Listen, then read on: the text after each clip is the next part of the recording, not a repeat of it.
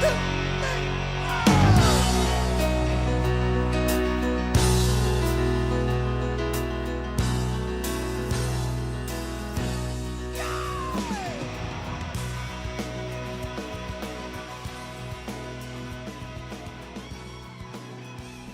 good morning. Welcome back to the Broadcast Retirement Network. I'm Jeff Snyder. This is BRN AM for Wednesday, October 4th, 2023. And our top story today, cash balance plans gain increasing popularity with employers. And joining me now to discuss this and a lot more are Alex Kuhl and John Kleiser of October 3. John, Alex, it's great to see you. Thanks so much for joining us on the program this morning. That's good to be here. Thank you. Good to see you. And I love that we spend a lot of time on our program talking about defined contribution. I love the fact that we can talk about defined benefit. And today we're going to bring up the conversation again on cash balance plans. John, I'll start with you. Let's for level set for everybody. What are cash balance plans? So a cash balance plan is actually often referred to as a hybrid defined benefit plan. And that simply means that it contains some characteristics of traditional defined contribution plans. So think of a 401k plan and traditional defined benefit plans. But the biggest difference with a cash balance plan is the fact that the overall value of the account, of the overall value of the benefit is defined as an account rather than defined as an annuity payable at some retirement age, which is typically the way a traditional defined benefit plan defines, the benefit that somebody receives. So an account for a participant is going to grow each year through the addition of cash balance credits or contributions, and then through interest credits, which is really just a growth in the account due to the passage of time. And Alex, I want to come over to you because it seems like this is very similar to a defined benefit plan, but it really, as John was saying, it's like a hybrid. And it sounds to me like it's very easy to understand if you're a participant, if you're a member of one of these programs. I want to get your thoughts on that. Yeah, sure. So it is. I agree. Because it's delivered as an account, as it's like looking at your bank account, right? And you know how much money you have in there. What's nice about it is it's portable. So you can, if you leave the company or retire, et cetera, you can just what you're getting. You're getting the bank balance. When you have an annuity, a lot of people don't understand what the value of their annuity is today. They could be 40 years old. And they say, oh, I see back when I'm 65, I'm going to get this $340 a month, annuity. What does that mean for me right now? Can I cash? What's it worth in cash? Nobody knows, right? So it's just a nice, cash balance plans have a nice way of making it easier to understand what the value of your benefit is. It's just a nice balance. Sorry, Alex, didn't mean to interrupt you. I was going to ask you, are you and John seeing a resurgence in interest and popularity around these types of plans? Because we've spoken with your colleague, John, not this John, but another John Lowell, about this. It seems like in the conversation I recall with him is that this has become a very popular trend. And we know that benefits, very important. Yeah, so I would say that we have seen a ramp up in interest in these kind of programs, specifically over the last, 10 plus years. It's really been a ramp up in particular industry segments. So primarily where we've seen it the most is in professional service firms, where firms are setting up these types of plans to use or to provide to their key employees. So the partners at a law firm or the physicians in a medical practice group, to be able to provide those individuals an opportunity for additional tax deferrals. So these folks, through the construction of the plan, are in essence giving up some forms of cash compensation in exchange for receiving a benefit put into this qualified plan. And so they're really used as an enhancement vehicle for these professional service firms that are trying, oftentimes in medical practice groups, for example, trying to attract and retain doctors becomes a really, really important element. So if I can give somebody some more tax advantageous compensation elements as part of their overall package, that becomes a very, very attractive feature. And again, as Alex explained earlier, the plans are so easy to understand now. Again, I don't have to do these annuity conversions and all the other things that make the value of some of these programs so difficult to understand. Everything is defined as lump sum or in an account balance basis. So again, very, very easy to understand and provide some very, very significant tax benefits as well. And Alex, just to kind of piggyback on John's comment, easy to understand. And I bet if I'm a chief financial officer, maybe a little bit easier for them to understand and also program into their pro forma budget, right? I mean, they have to think about the contributions, think about the credits. What's nice about cash balance plans is you can set them up so that the contributions are much more predictable than in a traditional defined benefit plan, because you're defining the benefit, as John mentioned, as a contribution credit plus a rate of return that you choose. And so you can budget your contributions based on how you design the program. In a defined benefit plan, a traditional plan, you're subject to interest rate risk. Interest rates go down, now you're not as funded, and now your budget's thrown off. So it's just a much more budgetable program for a CFO. And Alex, just to kind of pick up on that, do you still need to do an actuarial valuation? So a big part of the defined benefit plan is you have to manage the investments, but then you need an actuary, someone like yourselves, your gentleman right there, to assist with doing evaluation so you know how much to contribute and how much the liabilities versus the assets are. Is that something you need here with a cash balance plan as well? You do, yes. It is still a defined benefit plan. You still need people like us. You still need actuaries to do them. So that is that those requirements are the same. It's just that the actual contributions made are going to end up being a lot more predictable in these arrangements. But yeah, all the same requirements are there when it comes to your reporting, actuarial work, etc. Yeah, and John, I want to ask you the last question, but I promise we'll pick things back up in the second segment because there's a lot I want to unpack here. But let's talk about this environment, this market environment. We've got a rising interest rate environment, or at least we had until the Federal Reserve put a pause on it, but we had higher interest rates. How does that differ in the impact to a defined benefit plan versus what we're talking about this morning, the cash balance plan? Well, so the easiest way to think of it is, again, in these types of cash balance plans, the account, if you will, is somewhat immune from changes in the interest rate environment. So again, if you've got $100 in your bank account and the interest rates all of a sudden overnight changed from 4% to 3%, your $100 is still $100, right? And the same notion exists today for a cash balance plan. So these risk elements that were so typical of traditional defined benefit plans, and Alex was even highlighting them, interest rate volatility, investment volatility, early retirement volatility. People are leaving earlier than you had otherwise expected.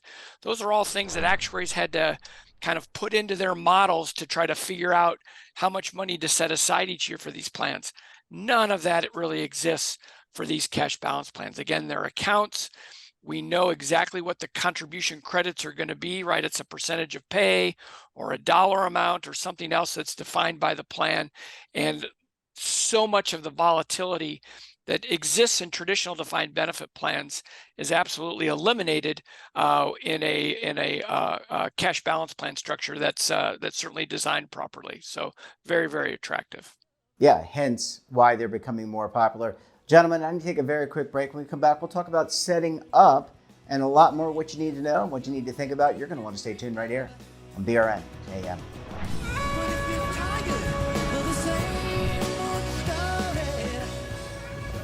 Imagine a new television network that will make you richer, healthier, and in control of your financial future.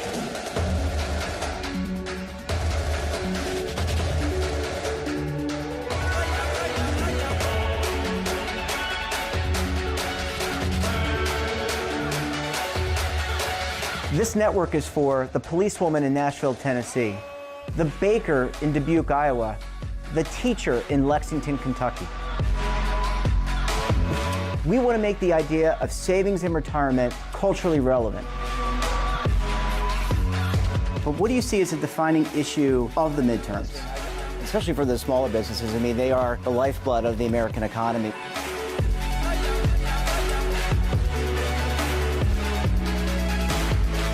Featuring exclusive interviews, current affairs, and docuseries. 33 years old, you retired early. The philosophy is money only matters if it helps you live a life that you love. But you got to start thinking about retirement as soon as you get in. The Broadcast Retirement Network will drive very high engagement with premium partnerships. So this isn't retirement and savings for your parents or grandparents. This is for all Americans. And we're going to change the way you think about money.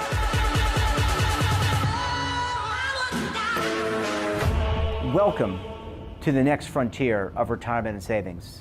This is BRN, the Broadcast Retirement Network. Well, Alex, John, thanks so much for staying with us. Really appreciate you hanging around for segment number 2 this morning. No, it's good. This is fun. We enjoyed talking about this stuff. Yeah, I mean, look, I'm a retirement nerd. I think people who watch this show know that we're going to be talking about some really important things. If you're a CFO, a CHRO, Alex, this stuff, if you're thinking about rewarding people, giving them a benefit that's tax deferred, this is probably a really good place to start. Alex, let's talk about how do I go about, I'm hearing this for the first time, maybe not the first time, but I'm hearing this and it sounds interesting to me. How do I go about setting up one of these plans? What are some of the big overarching themes I need to think about? Yeah, sure. So, what I typically work with are business owners who are looking to catch up on their retirement savings because they're high earners. The 401k limits are restrictive to them compared to their total income. And so they're looking to put something in that will allow them to catch up on their retirement savings, save on their tax deductions, et cetera.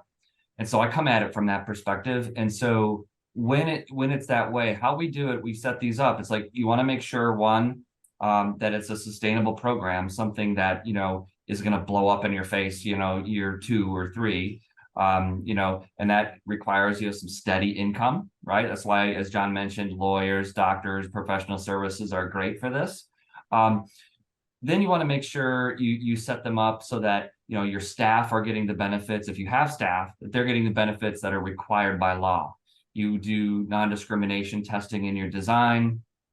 And we do that. So we will do like a free illustration for smaller groups. Bigger groups is more involved.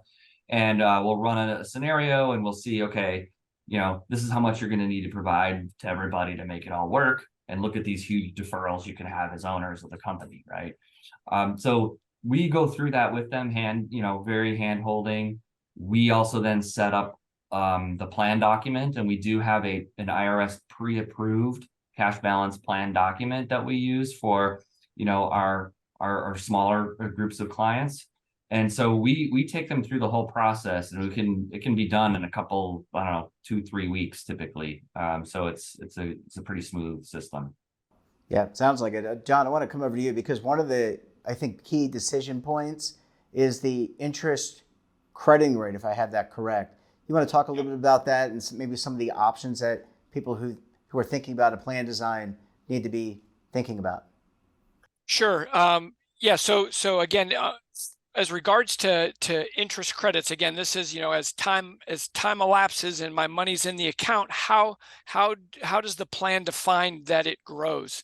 And typically, again, most plans, other than the ones that we have set up, most plans utilize what's referred to as a fixed interest crediting basis. So the plan defines that the accounts are going to grow at some fixed rate, say 5%. And so again, if I have $100 in the plan, at the end of the year, I'm going to have 105. That is irregardless of how the assets perform, right? And so every year, again, the plans that are monitored and are managed appropriately generally will go through a reconciliation process at year end to say, well, how did my assets perform compared to that 5% index that I had to credit? And then they reconcile that by having to put additional money in if the assets didn't earn enough, or perhaps reducing future contributions to take into account that my assets actually earned more than the 5%. So again, this whole structure generates a tremendous amount of volatility, and it really came to a head as we go through a year like 2022, where we saw that no matter how somebody was invested, assets generally lost between 10 and 20%, again, irregardless of your investment mix. Everybody that had a fixed rate account balance, their account balance, the benefit went up by 5% or 4% or whatever their particular bogey was. And so the discrepancy between the way the assets behaved and the way the account balances behaved was dramatic and caused a lot of plan sponsors to have to make some pretty significant additional contributions to their plan to account for those asset losses. And the reality is plans and plan sponsors don't have to undergo that kind of stress on a year-to-year basis, because there's an alternative way to set up your interest crediting basis that really eliminates most of, if not all of, this risk. And that's a market return structure. So instead of defining a fixed crediting rate like these traditional plans have done, we instead set the interest credit rate to be whatever the underlying return is on the plan's assets. So in a year like 2022, assets are down 10%. Everybody's account that has an account in this plan would be down 10%. If accounts were up 10%, everybody's account would move up 10%.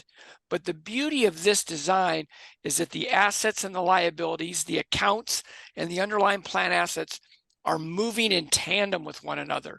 They go up together, they go down together. So this notions of huge unfunded liabilities or surprise contributions is almost fully eliminated. And the beautiful thing is that a plan sponsor today that realizes they have this fixed interest crediting basis and says, oh my gosh, what do I need to do to go to a market return? It's a plan amendment. It's very, very easy, very, very simple. And again, we've encouraged virtually all of our clients, or all of our clients have already moved to the market rate design. It's just a much better vehicle for delivering the promises in these cash balance plan programs. And if I'm the CFO who's got to fund that difference, I probably like that a lot more as well. Alex, we talked a lot about plan design. We talked about the interest crediting methodology. What about an administrator? I don't necessarily want to. I want maybe if we have time, I want to talk about funds. But what about an administrator? Because I would think that there are some administrative functions or custodial functions that have to occur. So it's not just on the front end, the design. There's probably someone who has to do a little bit of work behind the scenes. Sure. I mean, there's different players involved in a plan's, running a plan, right? So we design the programs as the actuarial firm. We design and then we do the administration, meaning like the record keeping. We're not cutting the checks, but we're doing the record keeping. So we track everybody's balance. We provide like a distribution paperwork. We do the 5,500. We do the testing. So that's the actuary and record keeper together. We're one and the same doing that. You need an investment advisor who is running the money, right? We do not run the money. Actuaries typically don't do that. They stick to what they know. So you'll need an investment advisor to pick the funds and things like that, to track whatever the investment policy is for the plan sponsor, for the client. Then the next thing you need to know is you'll need a trust and custody provider. Some advisors have that solution in hand where they're kind of one and the same. They can run everything themselves. They can cut the checks. They can issue the 1099s and stuff like that. Others need to bring in someone to do that part. So they may know how to pick the funds and all that, but they're not the ones actually like holding the assets. So that's the trust. So we find that especially in the smaller plan market, sometimes they think, oh, I have this advisor and he's going to do all that for me. And then they don't. So you need to make sure that you plug that hole and, have a trust, have a place where it's going to be held and that they're going to handle that other stuff for you. Yeah. Again, there's a lot of things that, just for the audience, there's things that have to happen behind the scenes to pay the checks and do all those things. So that's where those record keepers, those custodians come to place. John, I want to end with the topic of fees. It's something that in the defined contribution world, we often talk about.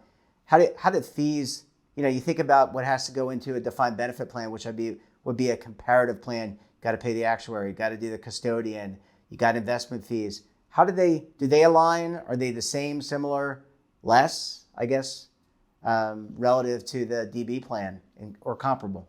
Yeah.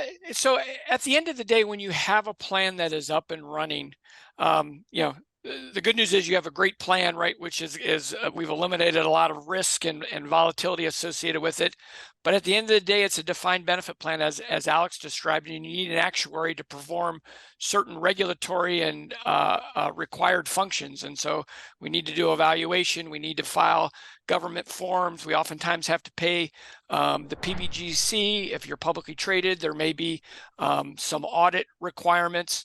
Again, most of the actuarial functions are going to be provided, but actuarial administration and non-discrimination are going to be provided probably on a fixed fee basis. It's going to be very similar to what it would be under a traditional defined benefit plan. It may be a little bit cheaper, but at the end of the day,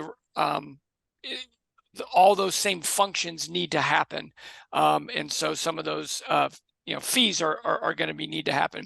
Again, typically on the actuarial side of the fence, fees are not asset based. So as a plan gets larger, it's not like every year I'm paying more and more money to get my valuation or to get my 5500s. It's generally a fixed fee based on the participant size, may be the only real significant variable. On the asset side or the investment advisor side, oftentimes, again, just the nature of that business, their fees are tied to the assets under management. And so that may be a little bit of an escalating fee, although the basis point charges oftentimes will taper off as the overall asset size gets a little bit larger. Yeah, well, I appreciate that, John. Alex, John, great conversation. I love this plan design. I think it's something that people should at least think about if you're running a DB plan, or thinking about how can I reward my employees or some of my key employees with another benefit, maybe not going down the non-qualified plan rabbit hole, but that's a whole different conversation.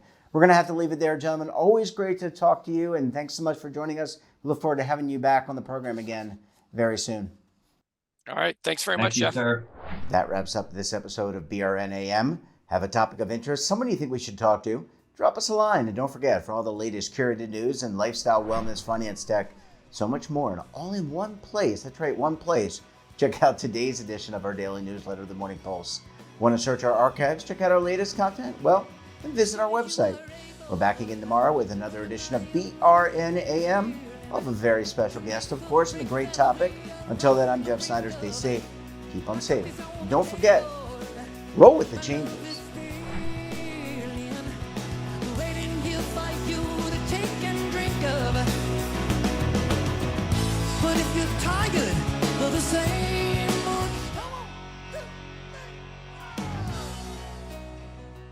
Now is your opportunity to co-create content around any topic on the First Lifestyle and Wellness Network. Reach a global audience through our platform and co-own exclusive branded content.